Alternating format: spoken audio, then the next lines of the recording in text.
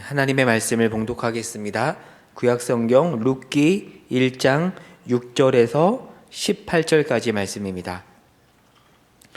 구약성경 400페이지에 있습니다. 룻기 1장 6절부터 봉독하겠습니다.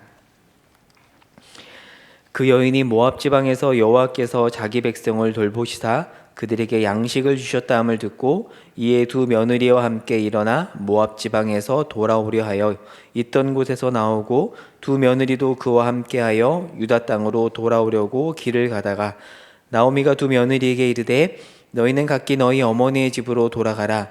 너희가 죽은 자들과 나를 선대한 것 같이 여호와께서 너희를 선대하시기를 원하며 여호와께서 너희에게 허락하사 각기 남편의 집에서 위로를 받게 하시기를 원하노라 하고 그들에게 입맞춤에 그들이 소리를 높여 울며 나오미에게 이르되 아니니이다. 우리는 어머니와 함께 어머니의 백성에게로 돌아가겠나이다 하는지라.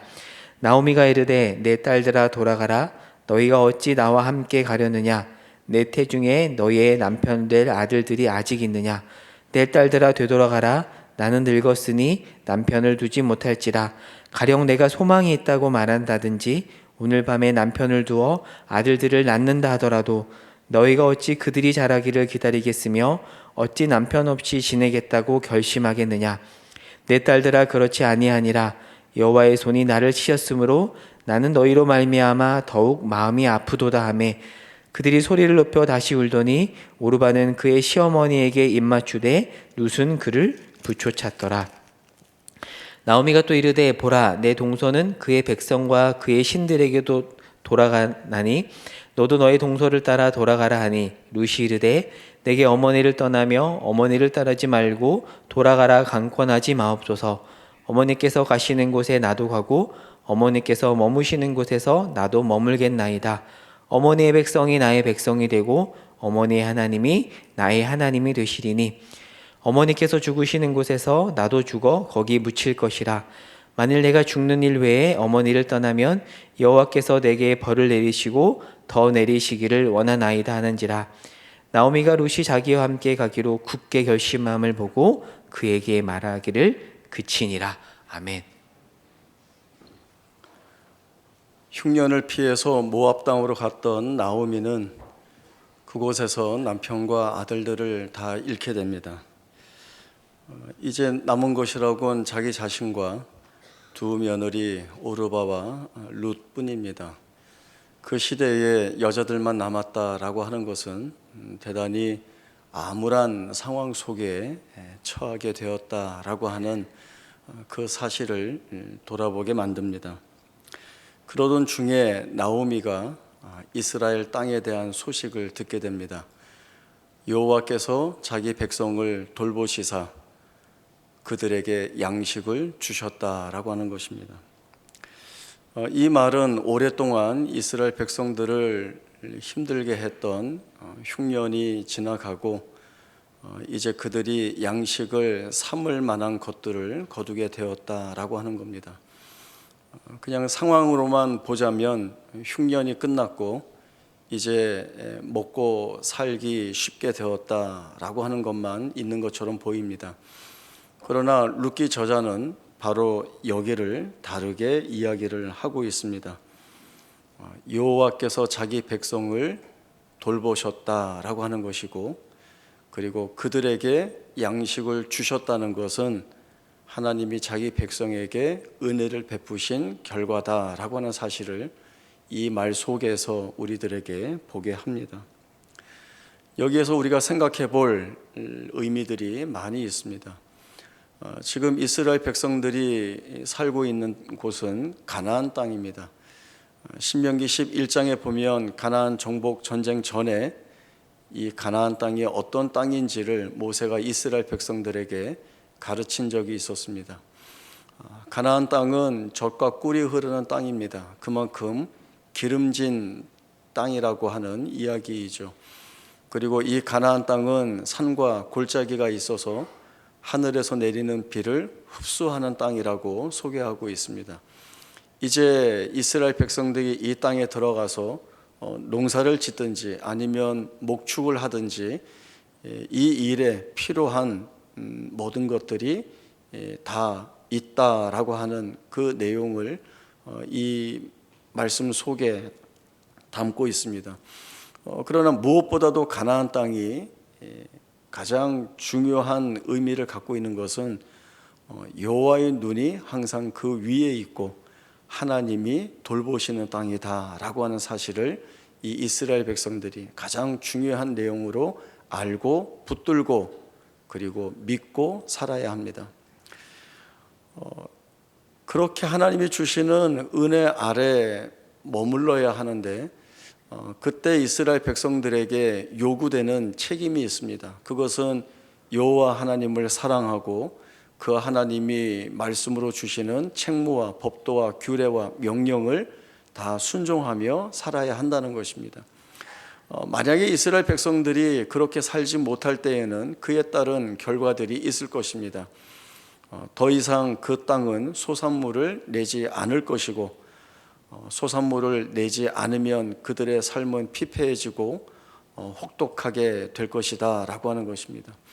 그러나 이스라엘 백성들의 삶에 있어서 피폐함과 혹독함은 단지 먹고 살기 어렵다는 것보다 그들에게 더 이상 하나님이 함께 하시지 않고 은혜를 주시지 않는다, 이것이 가장 큰 이유가 될 것입니다.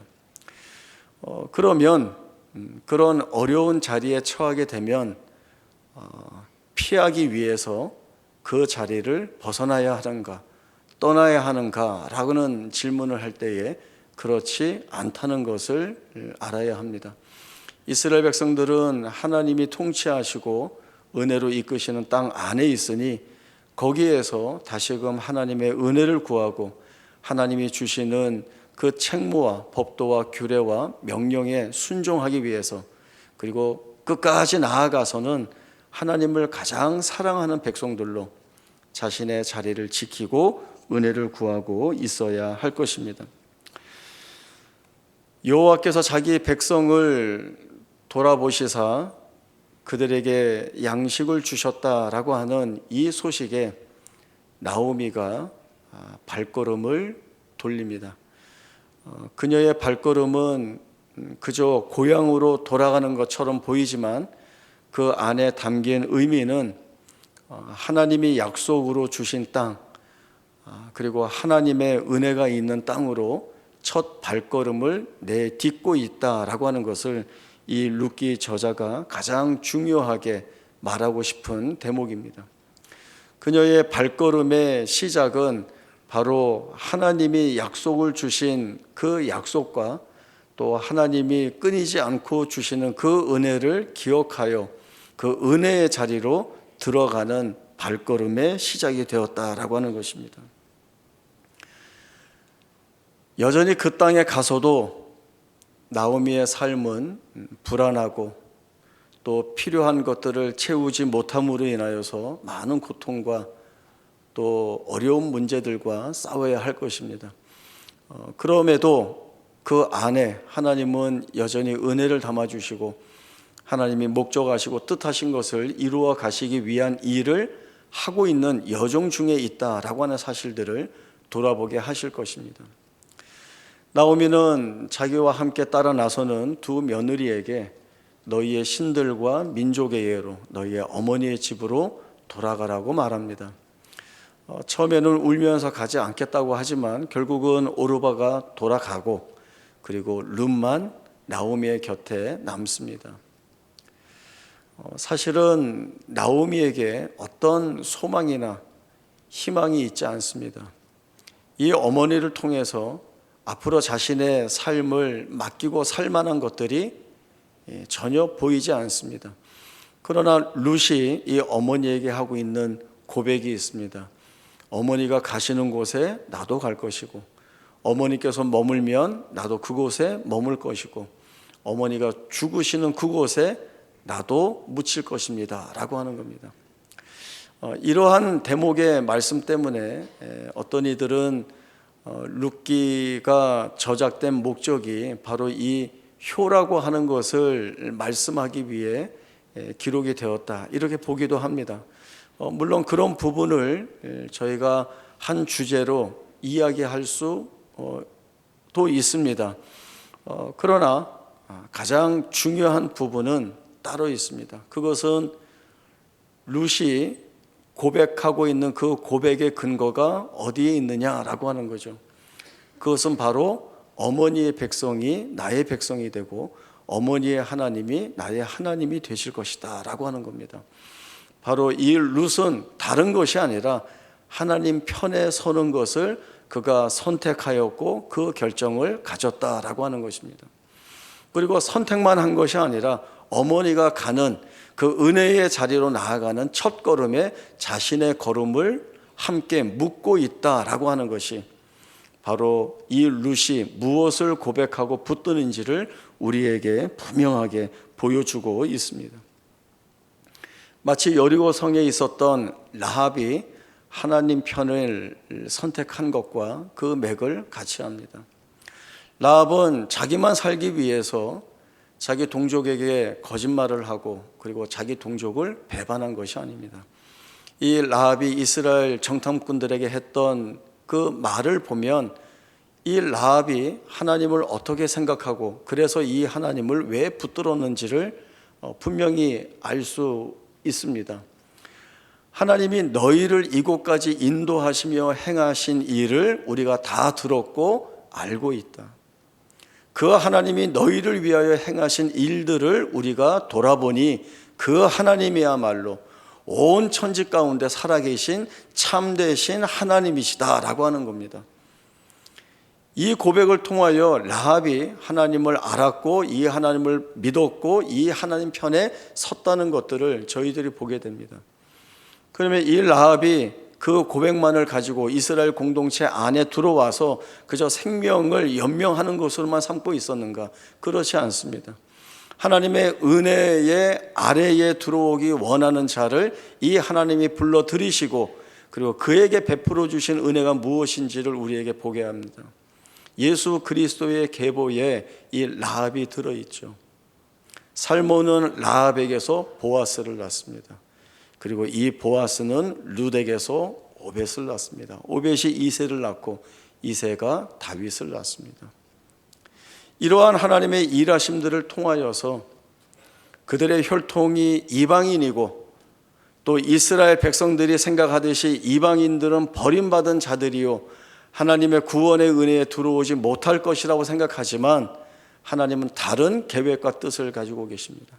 아무리 이방인이라 할지라도 그들이 하나님 편에 서면 그들에게 은혜를 베풀어 주시고 그리고 그들에게 이루실 일들을 하나님이 풍성하고 부유하게 이루시는 하나님이 되어 주신다는 것을 우리에게 보여주고 있습니다. 룻의 고백이 마음속에 계속 남았습니다.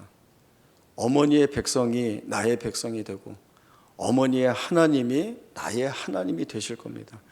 이 말씀을 붙들고 계속 묵상하다가 제가 지난주에 말레이시아 코타키나발루에 그 현지 목사님들이 하는 선교 대회에 다녀왔습니다.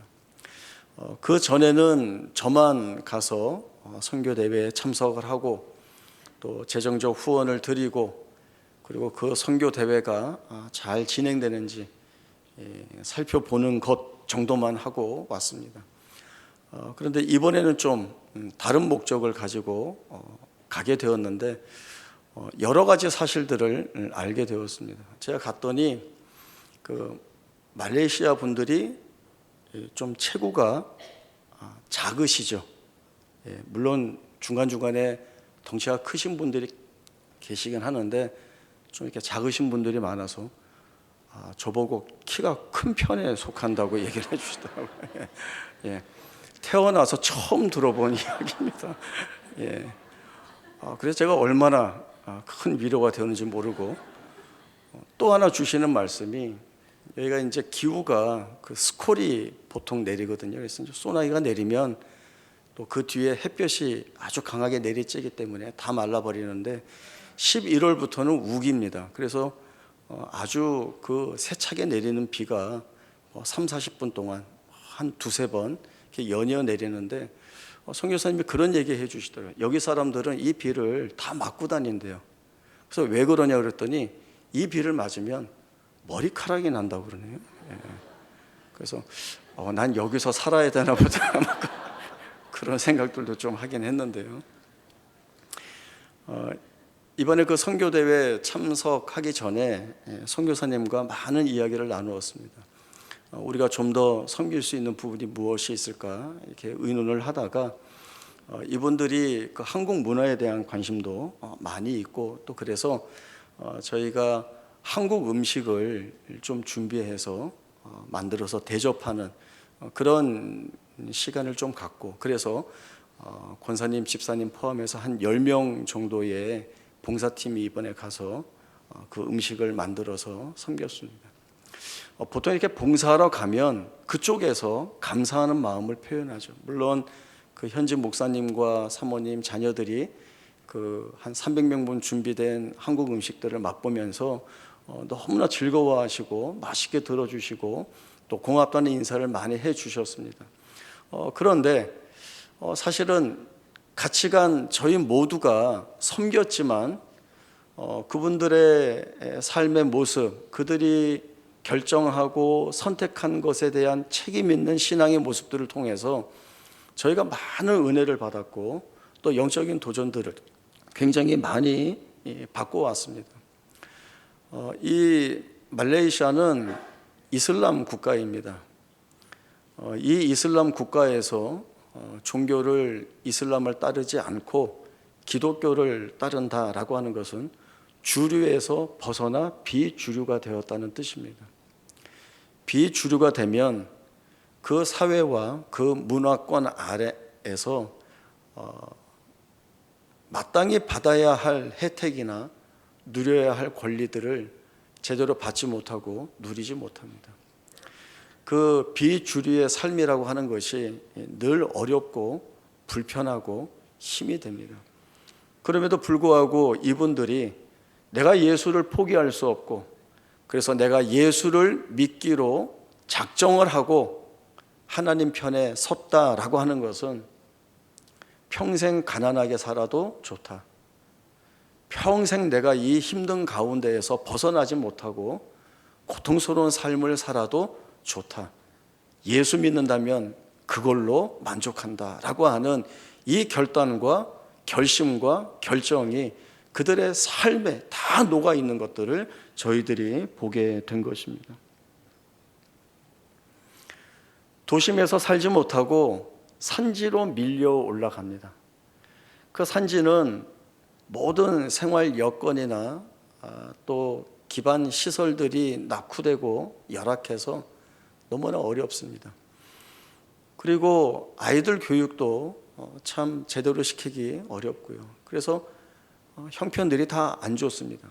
교회 건물이 있는 지역도 있고 없는 지역도 있고 목회자 사례비를 줄 수 있는 교회도 있고 주지 못하는 교회도 있고 섬에서 목회하시는 분들은 더 힘들고 어려운 상황 가운데 처해 있습니다. 그럼에도 그 자리를 지키고 열심히 목회를 하고 계시죠. 2년이나 3년 만에 한 번씩 중요한 결정을 합니다. 어떤 결정을 하는가 하면 이 목회자 분들의 사역지를 이렇게 순환 배치하는 이 재배치 결정을 이 선교 대회 중에 전략 회의를 통해서 하게 되는데 한번 생각을 해보세요. 있는 데가 다 다르고 상황이 다르고 여건이 다르기 때문에 이 재순환 배치에 따라 결과들이 많이 달라집니다. 그래도 조금 상황이 나은 곳에 있다가 안 좋은 곳으로 갈 수도 있고 또 안 좋은 곳에 있다가 좋은 곳으로 가게 되기도 합니다. 그러니까 사람 마음이 다 똑같지 않겠습니까? 이번에 좀 더 목회하기 편한 데 가면 좋겠다 이런 생각 하실 수도 있고 좀 나은 데 있는 분들이라고 한다면 이번엔 안 옮겨졌으면 좋겠다 이런 생각들도 하게 되겠죠. 근데 교단에 있는 분들이 모든 교회들을 세심히 살피고 그 안의 상황들을 잘 들여다본 다음에 가장 중요한 결정들을 내려서 발표를 합니다. 그 발표가 있을 때에 좋아하는 분들도 계시고, 그리고 이렇게 염려하는 분들도 있게 됩니다.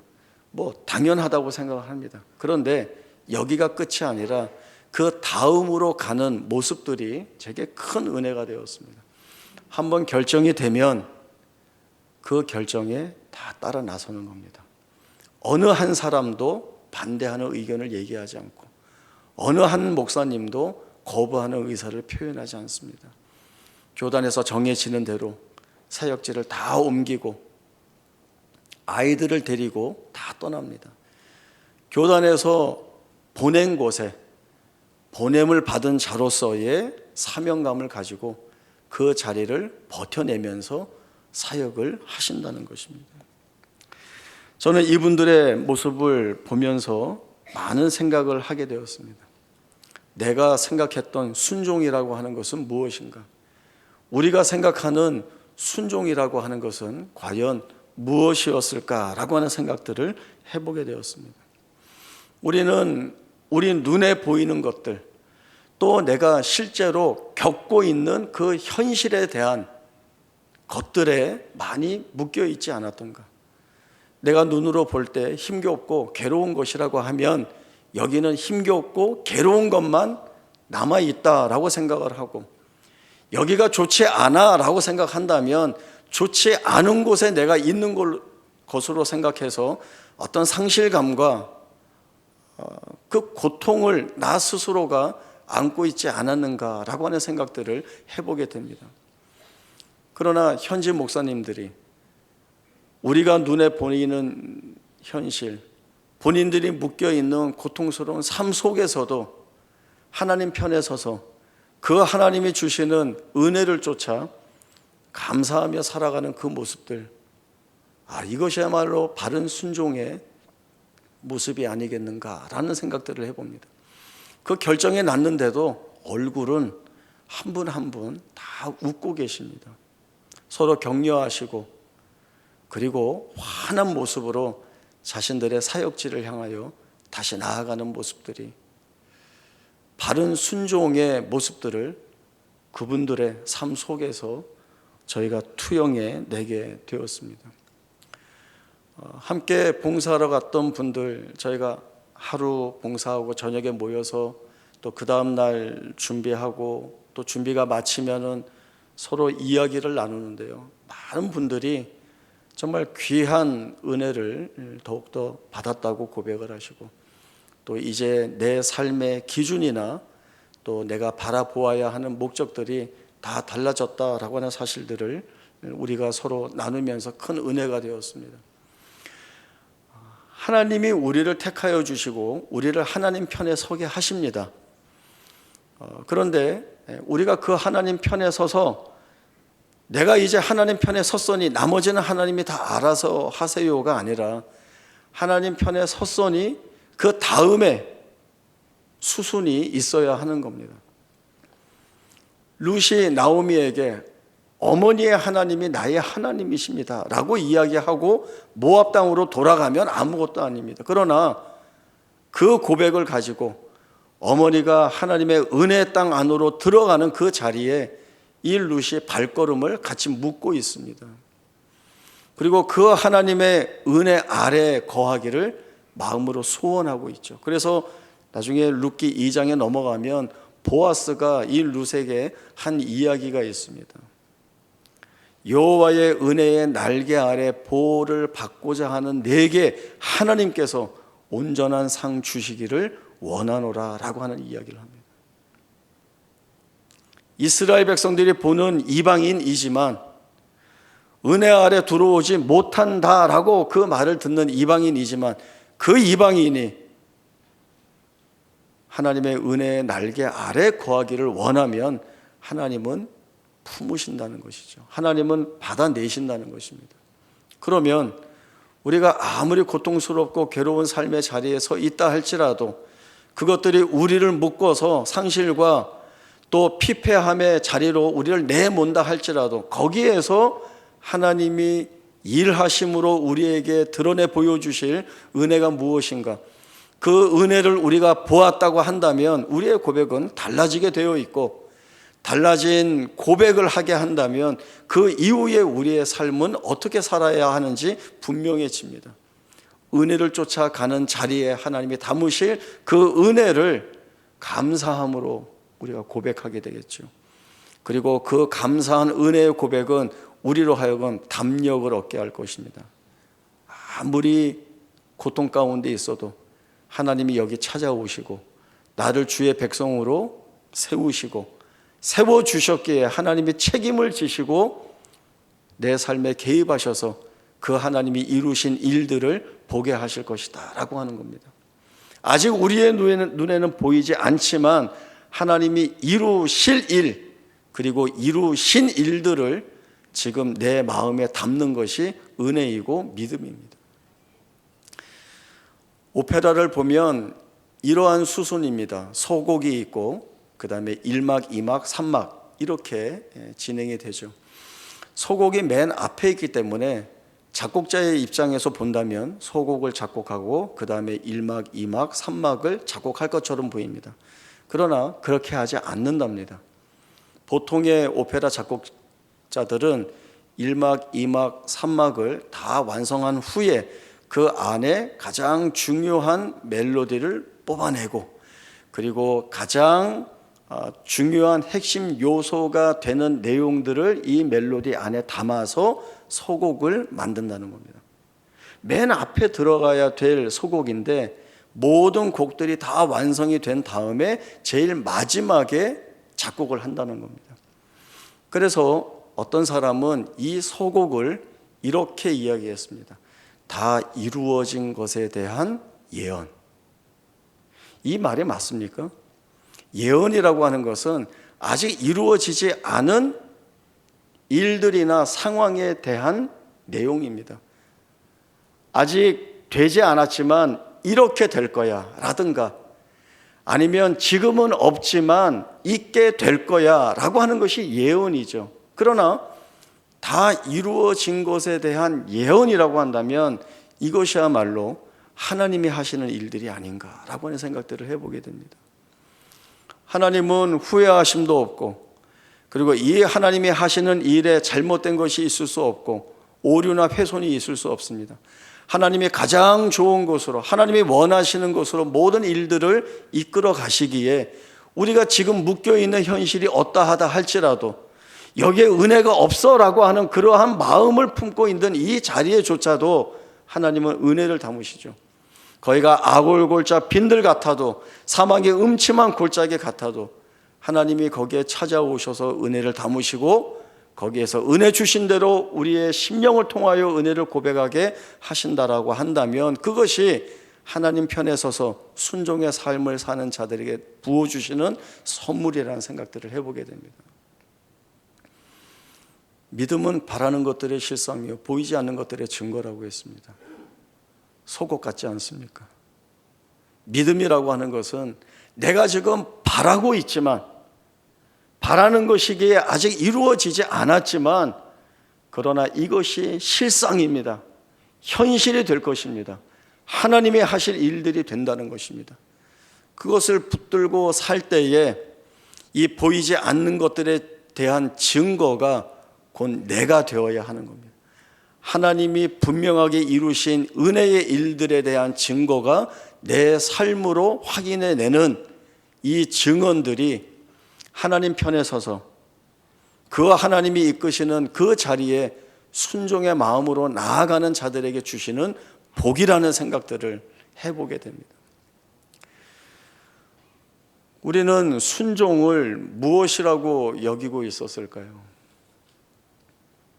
좋은 대로 가게 해주시고 부요함을 누릴 수 있는 자리에 가게 해주시고 그리고 많은 것들이 있는 자리에 가서 거기에서 우리가 순종할 수 있기를 아마 우리 그렇게 기도하고 있지 않았는지.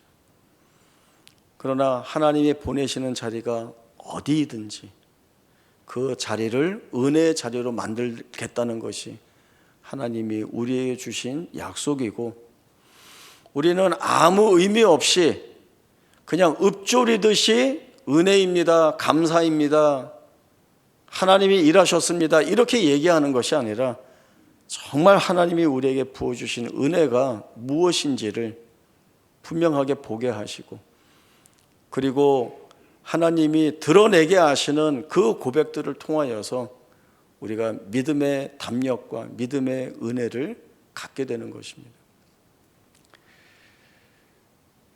말할 수 없는 고통 가운데 있다 할지라도 우리는 그 안에서 하나님의 이끄심을 보게 될 것이고, 그 하나님의 이끄심이 갖는 은혜의 힘이 무엇인지를 알게 하셔서 우리로 하여금 순종이 갖는 그 놀라운 복된 비밀을 깨닫고 늘 그 하나님이 보내시는 그 자리에 나아가는 것이 감사하다는 고백을 갖게 될 것입니다. 그 귀한 은혜의 고백들을 우리의 삶 속에 담아주신 하나님께 영광을 돌리고, 그 하나님이 내 삶에서 이루실 일들에 대한 목적을 가지고 이끄실 때에 그 자리가 어디든지 간에, 또 그 자리에서 우리가 겪게 될 일들이 무엇이든지 간에 하나님이 주실 은혜를 사모하고 그 자리를 버텨내고 견뎌내고 살아내는 귀한 은혜가 있기를 바라고, 그 하나님의 인도하심에 나 어려운 데 가면 안 되는데, 나 고통 그런 거 누리는 거 느끼는 거 그거 별로 원하는 것 아닌데가 아니라 하나님이 가라 하시는 그 자리, 세우시는 그 자리에 아멘으로 설 수 있습니다라고 하는 귀한 담력의 고백들이 우리 가운데 풍성하게 채워질 수 있기를 바랍니다. 기도하겠습니다. 하나님 아버지, 은혜를 감사합니다. 우리의 눈에는 우리의 살아가는 날들이 고통 속에 묶여 있고 또 말할 수 없는 절망 속에 갇혀 있는 것 같아 그 어디에도 은혜가 보이지 않아 낙심하고 아파하는 것 많이 있습니다. 그러나 룻의 고백을 보면 하나님 편에 서서 하나님이 은혜로 다스리시는 그 자리에 걸음을 내딛고 하나님을 나의 하나님으로 고백하고 살고 있습니다. 그 룻의 온전한 순종의 모습이 오늘 우리의 고백이 되게 하여 주옵소서. 하나님이 우리의 삶에 부어주시는 그 은혜가 무엇인지를 알아 하나님이 보내시고 이끄시고 세우시는 자리를 지키게 하시고 그 자리에서 힘내어 하나님의 거룩하심을 찬송하는 우리가 되게 하셔서 하나님의 영광을 위하여 사는 자 되게 하시고 하나님이 주시는 은혜로 감사하며 살아가는 우리 모두가 되게 하여 주옵소서. 우리에게 주시는 그 은혜가 하나님의 이루신 역사들을 우리의 삶으로 증언해내게 하시고, 그리고 그 자리에서 하나님이 기뻐하시고 원하시는 영광의 찬송으로서의 고백들이 온전히 드려지도록 우리의 삶을 주장하여 주옵소서. 거룩하신 예수님의 이름으로 기도하옵나이다. 아멘.